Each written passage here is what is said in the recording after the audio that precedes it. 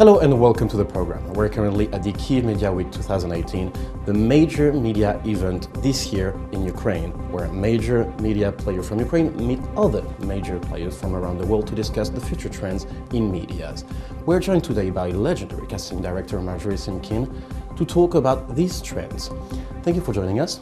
My pleasure. So first question, among other things, you're here to deliver an inspiration talk about at the Kyiv Media Week. So what are the main themes that you plan to talk about?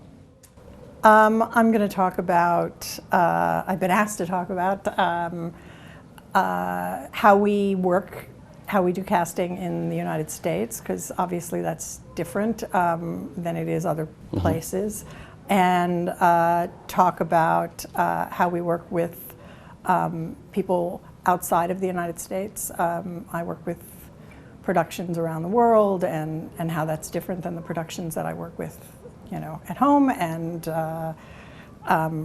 how we work with actors from around the world, that kind of thing.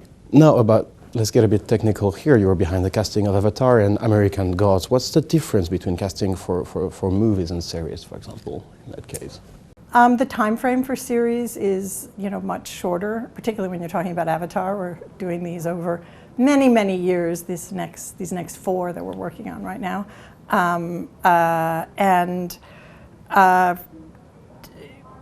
You look for, somebody once said that the difference between television and features casting is features are dating and television is marriage. Because you do a movie and someone works, again, let's put Avatar aside because it's such a long project, but normally, someone comes in and works for 3 to 6 months and then they're done. On a television series, you're choosing actors that you want to have be with you potentially for 5 to 7 years. So it's a much longer commitment. So it's finding people that are appropriate for the part and that work well with each other, and if someone's challenging to work with, you kind of don't want them on a TV series, but it's okay on a movie because they'll be gone. It won't last. They won't last, they'll be gone. Now, as a casting director, what kind of interest do you have in Eastern Ukraine? There's a young generation of actors coming out from the Eastern Bloc. How do you see it growing? How do you see these? Well, I've been on the Foreign Language Committee at the Academy for many, many years, and I go because it's wonderful to see movies from around the world and see different perspectives from around the world, but it's also fantastic to see talent that you might not otherwise see, so that's always exciting for us. That being said, I think as it's always challenging, as much as we have so many projects. I mean, there's, something like 500 TV series right now happening. 3 to 500. I always get the number mixed up. A lot on all these different streaming platforms and everything. You still have, it's limited to a certain extent. I think what's changing is that people speak English now. So,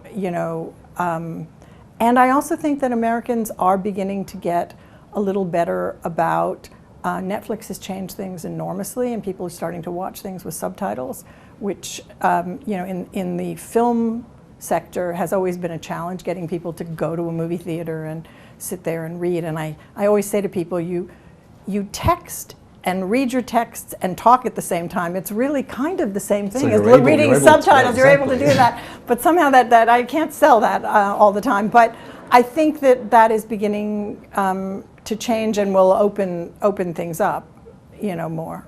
So that's about the casting. That's about the young, talented skills. But what about the Ukrainian scene and Eastern European scene? What kind of an identity, aesthetic identity?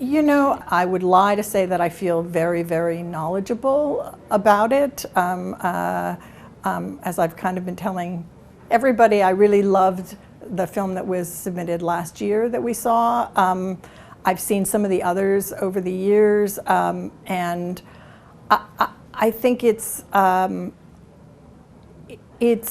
not something that Americans are that familiar with, and what it's going to take is, one of these films or television series breaking through into the international market We are not very original in America about these things. I find that we follow the lead of the English or the, it took us a long time to start watching, Occupied or Borgen and, things that friends of mine in Australia told me about before. There's a whole different world, a whole different culture. Right. But I think that people are starting to watch, and again, Netflix has radically changed things in the last decade, and beginning to catch up and open up the world. I mean, people are watching comedy specials in Arabic, with subtitles, and they pop up on your screen, and it's fantastic. And I think that it's made an enormous strides, but it's really just the beginning. So for me, one of the exciting things about getting to come here is to learn more about what's going on here and familiarize myself with, filmmakers and talent, and you never know when something's going to be useful. So you talked about a breakthrough. What would interest any ordinary American person into a Eastern European kind of series? Beside all the cliche and the super villain Eastern Europe, super villain cliche. I think it's always about stories. I think in the end, it's always about caring about characters, and I think that what has made series breakthrough from other countries in the States and from other countries into other countries, across these international projects, is if it's a really good, strong story that people can relate to. We learn as we watch these things how much more alike we all are, and you get the exotic opportunity to see, a country you maybe never visited before, or, it becomes a bit of a travelogue, but you, in the end, you relate. If it's relatable, that I think becomes something that is, of interest. I mean, everybody loves The Crown. I don't know if it's been successful here too. I'm imagining it is, because here you are looking at the royal family, but it's a family on some level that it's like yours, or it's like somebody that you know, and you can relate to it. And I think that when these things happen, that's what opens these up. Now, I'm going to talk to the casting director here. Since a few years now, we see a trend of different kind of beauty, different kind of thing opening in the podiums, which is a quite interesting phenomenon. Do you see the same thing happening in the world of cinema or series, different kind of profiles, different kind of... I think there's more opportunity in series. Series are in your living room, they're in your home, and people relate to those characters, I think, in a different way than they do on film. On film, it's like up there on the screen, and even if you're looking at, I think still, even if you're looking at a film on your phone, you think of it as cinema, so it's a little bit more larger than life still. But I do think that there has been absolutely a change in what people are drawn to and open to, and I think, it's all wrapped up in all of the political stuff that's happening, right now. It's all a part of the same thing of, for a very long time, there were a group of white men who had an image of what everything should be, and it was what they responded to. Over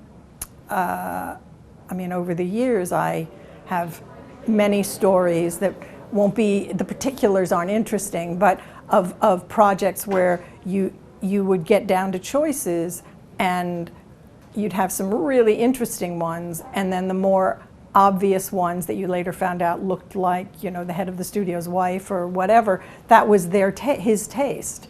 And now that we have a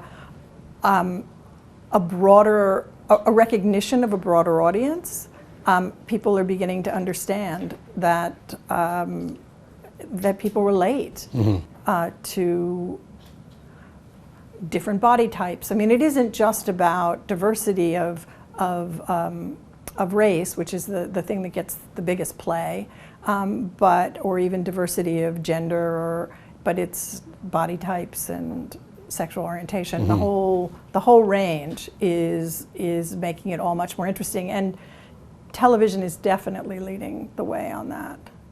Now, and to conclude this interview, let's imagine, well, it's a bit too late for me, but let's imagine I was a young Ukrainian actor, and I want to begin a career, or a young Ukrainian casting director. What kind of advice would you give? I think it's important to develop things on your home turf. I think everybody imagines leaving home, you know, going to the bigger market, wherever that bigger market is from here. But I think you don't anymore have to pick up and come to LA, you know. Most of the work I do now is self-tapes from all over the world. But the people that come to my attention are people that have done remarkable work on their home front. So I think that it's really important to work. And again, the other thing that's happened in the last 20 years is everybody can pick up their iPhone and make a television show, or you don't have to worry about having money for film stock and developing the film. You can do it digitally. All of that has opened things up tremendously for people to do exciting and original work on their home turf. Well, thank you so much for this interview. It was a pleasure to have you here today. Really great to be here. Thank you very much. That was legendary casting director Margery Simkin at the Kyiv Media with 2018. Thank you for watching the program, and stay tuned for the rest.